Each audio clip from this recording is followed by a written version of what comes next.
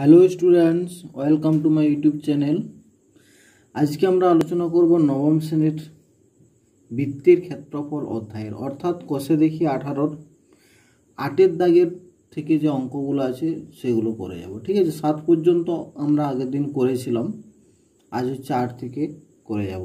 8-এর অঙ্কটাতে এখানে কি বলছে দেখো না, পাইওনিয়ার অ্যাথলেটিক ক্লাবের আয়তাকার মাঠের মাঝখানে একটা বৃত্তাকার জলাশয় আছে, যার ব্যাসার্ধের দৈর্ঘ্য দেওয়া আছে 14 মিটার আর আয়তাকার মাঠের দৈর্ঘ্য প্রস্থ দেওয়া আছে 60 মিটার ও 42 মিটার। জলাশয় বাদে আয়তাকার মাঠের বাকি জায়গায় ঘাস লাগাতে প্রতি বর্গ মিটার 75 টাকা হিসাবে কত খরচ হবে? তাহলে দেখো এখানে আমাকে কি করতে হবে না, প্রথমে যে আয়তাকার যে মাঠটা আছে সেটার ক্ষেত্রফল বের করতে হবে। ঠিক আছে, ঠিক এভাবে করবে। দেখো এটা হচ্ছে আয়তাকার মাঠ, ঠিক আছে, দৈর্ঘ্য দেওয়া আছে 60 মিটার, প্রস্থ দেওয়া আছে 42 মিটার। তাহলে আমি যদি পুরোটার ক্ষেত্রফল বের করি তাহলে কি হবে, দৈর্ঘ্য গুণিত প্রস্থ। এরপরে কি করব, মাঝখানে একটা জলাশয় আছে যার ব্যাসার্ধ দেওয়া আছে 14 মিটার, তাহলে জলাশয়টার ক্ষেত্রফল বের করব। এরপর পুরো যে আয়তাকার মাঠটা আছে তার ক্ষেত্রফল থেকে জলাশয়টার ক্ষেত্রফল মাইনাস করলে আমি বাকি অংশের ক্ষেত্রফল পেয়ে যাব। এই বাকি অংশটাতে কি করা হবে, ঘাস লাগানো হবে প্রতি বর্গ মিটার 75 টাকা হিসেবে। তাহলে বাকি অংশে যা ক্ষেত্রফল হবে সেটা 75 দিয়ে গুণ করলে আমি পেয়ে যাব। তাহলে এখানে লিখবো কি না, আয়তাকার মাঠটির দৈর্ঘ্য সমান 60 মিটার, প্রস্থ সমান 42 মিটার। ঠিক আছে, তাহলে ক্ষেত্রফল কি হবে, 60 গুণিত 42, এটা গুণ করলে হবে তোমার 2520 বর্গ মিটার। ঠিক আছে, এরপরে কি করব না, বৃত্তাকার জলাশয়টির ব্যাসার্ধ আমি বের করব। ব্যাসার্ধ দেওয়া আছে, ক্ষেত্রফল বের করবো। তাহলে বৃত্তাকার জলাশয়টি ব্যাসার্ধ আর সমান কত, 14 মিটার। ক্ষেত্রফল হবে তোমার পাই আর স্কোয়ার বর্গ মিটার, অর্থাৎ পায়ের মান 22/7 ইন্টু আর স্কোয়ার মানে 14 গুণিত 14, কাটাকুটি করে 7 দুগুণে 14, ঠিক আছে, 14 গুণ 28 আর 22 গুণ করলে হচ্ছে 616 বর্গ মিটার। অতএব আমরা বলতে পারি যে জলাশয় বাদে মাঠটির ক্ষেত্রফল সমান, আমার দেখো মাঠটির ক্ষেত্রফল ছিল 2520 আর জলাশয়টি 616, তাহলে মাইনাস করলে হচ্ছে তোমার 1904 বর্গ মিটার। এটা হচ্ছে আমার জলাশয় বাদে মাঠটির ক্ষেত্রফল। ঠিক আছে, অর্থাৎ কি হবে না, জলাশয় বাদে মাঠটির ক্ষেত্রফল পেলাম 1904, সেখানে আমরা ঘাস লাগাবো। ঠিক আছে, তাহলে জলাশয় বাদে মাঠটির বাকি জায়গায় ঘাস লাগাতে খরচ হবে 1904 গুণিত 75 টাকা, সমান হচ্ছে তোমার 1,42,800 টাকা। এই টাকাটা খরচ হবে। ঠিক আছে, 9-এর প্রশ্নটাতে কি বলছে দেখো না, ইটালগাছা ফ্রেন্ডস অ্যাসোসিয়েশন ক্লাবের বৃত্তাকার পার্কের বাইরের দিকে পরিধি বরাবর একটি 7 মিটার চওড়া রাস্তা আছে। বৃত্তাকার পার্কের পরিধি দেওয়া আছে 352 মিটার হলে রাস্তাটির ক্ষেত্রফল হিসাব করে লিখি। প্রতি বর্গমিটার 20 টাকা হিসাবে রাস্তাটি বাঁধাতে কত টাকা খরচ হবে হিসাব করে লিখি। দেখো ইটালগাছা ফ্রেন্ডস অ্যাসোসিয়েশন ক্লাবের বৃত্তাকার যে একটা পার্ক আছে, এটা ধরো একটা বৃত্তাকার পার্ক। ঠিক আছে, তাহলে এটা যদি বৃত্তাকার পার্ক হয় তার বাইরের দিকে 7 মিটার চওড়া রাস্তা আছে, মানে এই যে এই রাস্তাটা হচ্ছে 7 মিটার চওড়া, এটা বাইরে যেখানে। এরপর দেখো পার্কের পরিধি দেওয়া আছে 352 মিটার। আমি ধরে নিচ্ছি বৃত্তাকার পার্কটি ব্যাসার্ধ সমান আর মিটার, অতএব পরিধি সমান কত হবে, 2 পাই আর মিটার। শর্তানুসারে কি হবে না, 2 পাই আর সমানই 352। বা এখানে দেখো 2 ইন্টু পায়ের মান কত, 22/7 ইন্টু আর সমানই 352। বা আর সমান কত হবে, এখানে দেখো 352 গুণিত 1/2 গুণিত 7/22। ঠিক আছে, বা আর সমান দেখো এটা কাটাকুটি যদি তুমি করো কত হবে দেখো 56 আসবে কাটাকুটি করলে, অর্থাৎ ব্যাসার্ধটা, অর্থাৎ বৃত্তাকার যে পার্কটা তার ব্যাসার্ধ পেলাম আমি 56 মিটার। তাহলে ক্ষেত্রফল কত হবে না, পাই আর স্কোয়ার যদি করি না, আর এর জায়গায় 56 বসাবো, তাহলে 22/7 গুণিত 56 গুণিত 56, 7 কাটলাম। ঠিক আছে, এরপর 22 আর 56 গুণ করলে আসছে তোমার 9856 বর্গ মিটার। এটা হচ্ছে আমার পার্কটার ক্ষেত্রফল।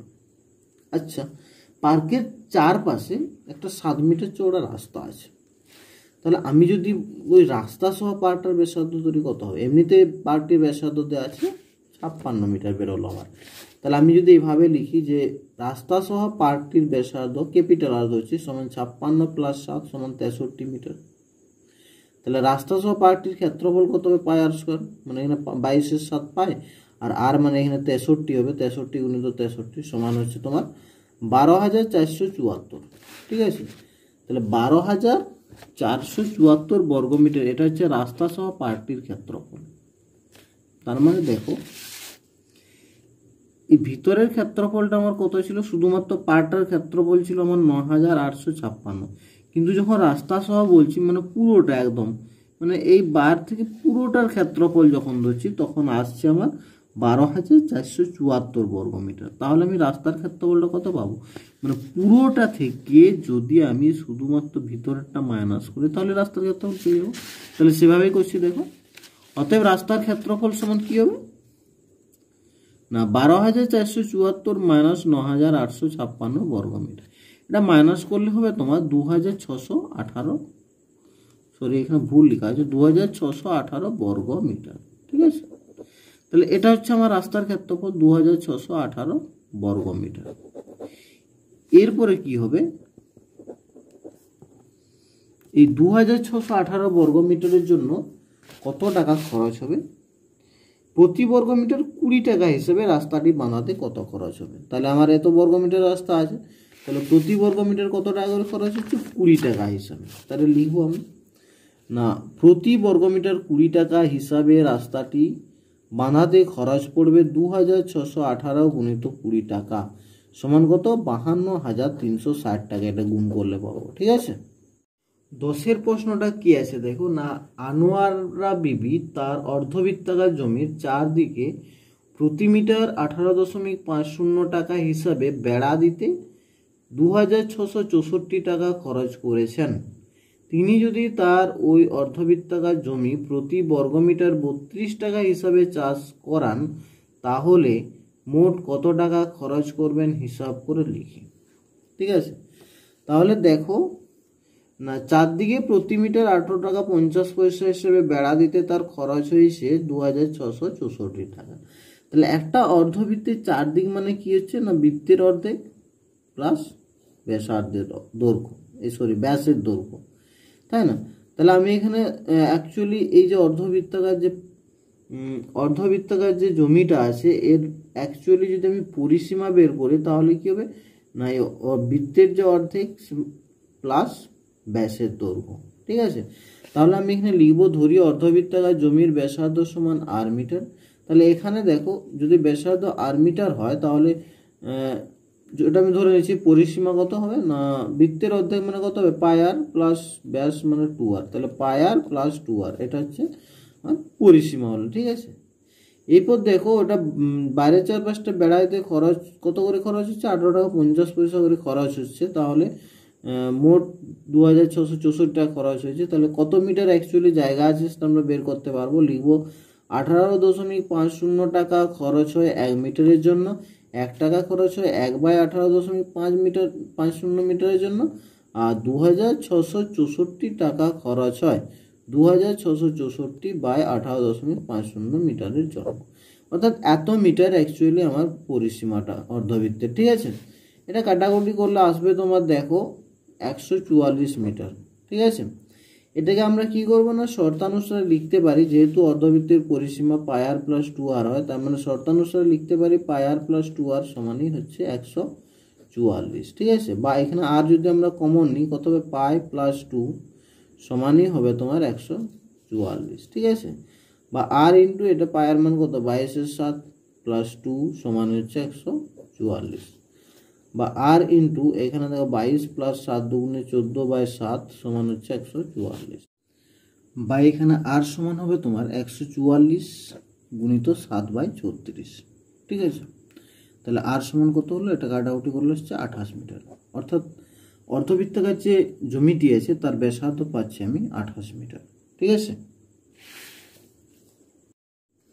অতএব অর্ধবৃত্তাকার জমিটি ক্ষেত্রফল সমান কত হয় না বৃত্তের ক্ষেত্রফল পাই আর স্কয়ার হয়, অর্ধবৃত্তাকার যেহেতু আছে তাহলে পাই আর স্কয়ার বাই 2 হবে, পাই আর স্কয়ার বাই 2 বর্গ মিটার। ঠিক আছে, পায়ের মান কত 22/7 ইন্টু এখানে আর হচ্ছে 28 ইন্টু 28, ঠিক আছে, আর বাই 2 মানে 1 আর 2 করলাম, গুণ করে এটা কাটাকুটি করলে আসছে তোমার 1232 বর্গমিটার। এটা হচ্ছে অর্ধবৃত্তাকার জমিটির ক্ষেত্রফল। এবার দেখো প্রতি বর্গমিটার 32 টাকা হিসাবে জমিটি চাষ করতে মোট খরচ পড়বে কত না 1232 গুণিত 32 সমান হচ্ছে 39,424 টাকা খরচ হবে। ঠিক আছে, 11 অঙ্কটাতে কি বলছে দেখো না, 11 অঙ্কটাতে বলছে তোমার আজ আমার বন্ধু রজত একই বেগে দৌড়ে স্কুলের বৃত্তাকার মাঠটি যে সময়ে একবার প্রদক্ষিণ করলো, একই বেগে মাঠের ব্যাস বরাবর দৌড়তে 30 সেকেন্ড কম সময় নিল। তার গতিবেগ দেওয়া আছে 90 মিটার পার সেকেন্ড হলে স্কুলের মাঠের ক্ষেত্রফল হিসাব করলে। অর্থাৎ বন্ধু রজত কী করছে না, স্কুলের যে মাঠটা আছে বৃত্তাকার বরাবর যেতে যে সময় লেগছে এক পাক ঘুরতে, ব্যাস বরাবর গেলে তার থেকে 30 সেকেন্ড কম সময় লাগছে। ঠিক আছে, তাহলে অ্যাকচুয়ালি মাঠটার ক্ষেত্রফল কত, তাহলে মাঠটার ব্যাসার্ধ আমাকে বের করতে হবে, তাই না? আমি ধরে নেব, ধরি মাঠটির ব্যাসার্ধ সমান আর মিটার, তাহলে ব্যাস সমান কত 2 আর মিটার, পরিধি তাহলে কত হবে 2 পাই আর মিটার, তাই না? দেখো রজত 90 মিটার দূরত্ব অতিক্রম করে 1 সেকেন্ডে, তাহলে 1 মিটার দূরত্ব অতিক্রম কত করে 1/90 সেকেন্ডে, 2 পাই আর মিটার দূরত্ব অতিক্রম করে 2 পাই আর বাই 90 সেকেন্ডে, তাই না? অনুরূপভাবে যদি এখানে 2 আর লিখতাম তাহলে কত হবে 2 আর বাই 90 সেকেন্ডে, 2 আর দূরত্ব অতিক্রম করে 2 আর মিটার। তাহলে আমরা লিখতে পারি শর্তানুসারে 2 pi r by 90 minus 2 r by 90 equal to 30 second, যেহেতু ডিফারেন্স বলা আছে। বা এখানে দেখো 2 আর যদি আমি কমন নিই, 2 আর এখানে কমন নিলাম, 2 আর বাই 90 যদি কমন নিই তাহলে এখানে আসছে পাই মাইনাস 1 ইকুয়াল টু 30। বা এখানে দেখো 2 আর বাই 90 ইন্টু পায়ের মান বসাচ্ছি 22/7 মাইনাস 1 সমান 30, বা 2 আর বাই 90 22 মাইনাস 7/7 সমান হচ্ছে 30। ঠিক আছে, বা এটা কেমন হবে দেখো, বা 2 আর ইন্টু 22 মাইনাস 7 মানে 15, ঠিক আছে, বাই 7 সমান 30, বা আর সমান হচ্ছে 30 গুণিত এটা হয়ে যাবে 90/2 গুণ এটা হয়ে যাবে 7/15, বা আর সমান দেখো এটা কাটাকুটি করে গুণ করলে আসছে 630 মিটার। অর্থাৎ মাঠটার ব্যাসার্ধ হচ্ছে তোমার 630 মিটার। তাহলে মাঠটার ব্যাসার্ধ যদি 630 মিটার হয়, মাঠটির ক্ষেত্রফল কত হবে না পাই আর স্কোয়ার হয়, তাহলে 22/7 ইন্টু 630 ইন্টু 630 এত বর্গ মিটার সমান কত হচ্ছে 1247400 বর্গ মিটার। ঠিক আছে, 12,47,400 বর্গ মিটার, এটা হচ্ছে মাঠটির ক্ষেত্রফল। এরপর আছে 12 অঙ্কটা কি আছে দেখো না, 12 অঙ্কটাতে বলছে তোমার বকুলতলার বৃত্তাকার মাঠের বাইরের চারদিকে একটি সমপরিসরের রাস্তা আছে। রাস্তাটির বাইরের সীমারেখার দৈর্ঘ্য ভিতরের সীমারেখার দৈর্ঘ্য অপেক্ষা 132 মিটার বেশি। অর্থাৎ বাইরের সীমারেখার যা পরিধি সেটা হচ্ছে ভিতরের যে সীমারেখা মানে ভিতরের যে পরিধি তার থেকে বাইরেরটা হচ্ছে 132 মিটার বেশি। তাহলে পথটির ক্ষেত্রফল দেওয়া আছে তোমার 14,190 বর্গমিটার হলে বৃত্তাকার মাঠটির ক্ষেত্রফল হিসাব করে লিখি। দেখো কি হবে, এটা হলো বৃত্তাকার মাঠ, ঠিক আছে, এটা হচ্ছে পথ। তাহলে আমি ধরে নিচ্ছি মাঠটির ব্যাসার্ধ স্মল আর, আর পথ সহ ব্যাসার্ধ হচ্ছে ক্যাপিটাল আর। তাহলে লিখবো আমি, ধরি বৃত্তাকার মাঠটির ব্যাসার্ধ সমান আর মিটার, বৃত্তাকার মাঠটির পরিধি সমান 2 পাই আর মিটার। তাহলে আবার দেখো ধরছি রাস্তা সহ বৃত্তাকার মাঠটির ব্যাসার্ধ ক্যাপিটাল আর মিটার, রাস্তা সহ বৃত্তাকার মাঠটির পরিধি 2 পাই ক্যাপিটাল আর মিটার। ঠিক আছে, প্রথম শর্ত অনুযায়ী কি হবে না 2 pi capital R minus 2 pi small r সমান কত হচ্ছে 132, যেহেতু বাইরেরটা 132 মিটার বেশি। বা এখান থেকে দেখো 2 পাই যদি কমন নিই তাহলে আর মাইনাস আর মানে capital R minus small r সমান 132 হবে, বা 2 ইন্টু পায়ের মান 22/7 ইন্টু আর মাইনাস আর সমান 132, বা এখানে দেখো আর মাইনাস আর সমান কত হবে 132 গুণিত 1 আর 2 গুণিত 7 এর 22। ঠিক আছে, এটা কাটাকুটি করলে তোমার 21 আসবে, বা আর মাইনাস আর সমান 21, বা ক্যাপিটাল আর সমান হচ্ছে 21 প্লাস স্মল আর। ঠিক আছে, আবার দেখো রাস্তার ক্ষেত্রফল দেওয়া আছে 14,190 বর্গমিটার। অর্থাৎ pi capital R square minus pi small r square সমানই ওটা হবে, অর্থাৎ দ্বিতীয় শর্ত অনুযায়ী আমি বলতে পারি যে pi capital R square minus pi small r square সমান হচ্ছে 14,190। বা এখানে পাই মানে 22-এর সাথে যদি কমন নিই তাহলে capital R square minus small r square সমান হচ্ছে 14,190।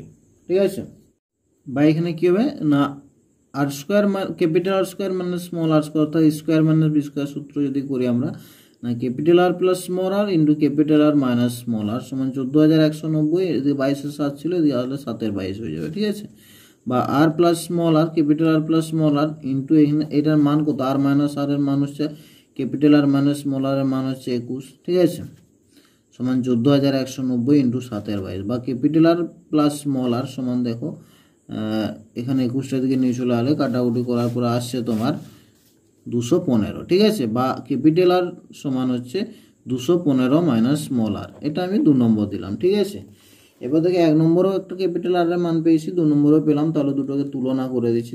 তাহলে 1 নম্বরে ক্যাপিটাল আর সমান পেয়েছিলাম 21 প্লাস স্মল আর, আর এখানে পেলাম 25 মাইনাস স্মল আর। ঠিক আছে, তাহলে দুটো সমান হবে, অর্থাৎ 21 প্লাস আর সমান 215 মাইনাস আর, বা এখানে দেখো আর আছে এদিকে নিয়ে আসো, আর প্লাস আর হয়ে যাবে এটা 215 মাইনাস 21। ঠিক আছে, বা 2 আর সমান কত হচ্ছে 194, বা আর সমান হচ্ছে 97।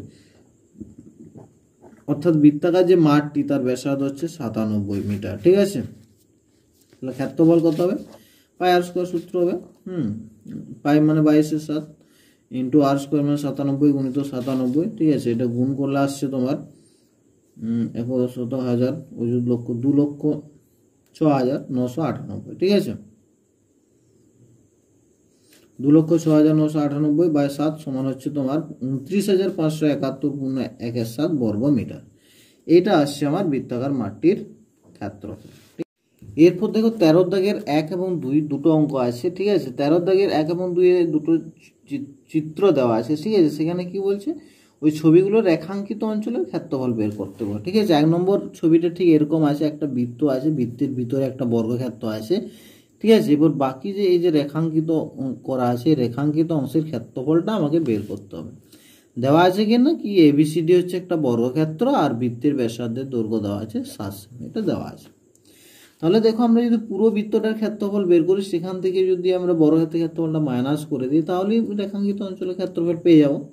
তাহলে এখানে কি করব না বৃত্তটির ব্যাসার্ধ আর সমান কত আছে 7 সেমি দেওয়া আছে, 7 সেমি লিখলাম। বৃত্তটির ক্ষেত্রফল তাহলে কত হবে পাই আর স্কোয়ার, অর্থাৎ পাই মানে 22-এর 7 ইন্টু 7 ইন্টু 7, 7 সাথে কাটলে তোমার হচ্ছে 154 বর্গ সেমি। ঠিক আছে, এরপর দেখো বর্গক্ষেত্রটির যে কর্ণের দৈর্ঘ্য সেটা কিন্তু বৃত্তের ব্যাসের সমান হচ্ছে, তাই না?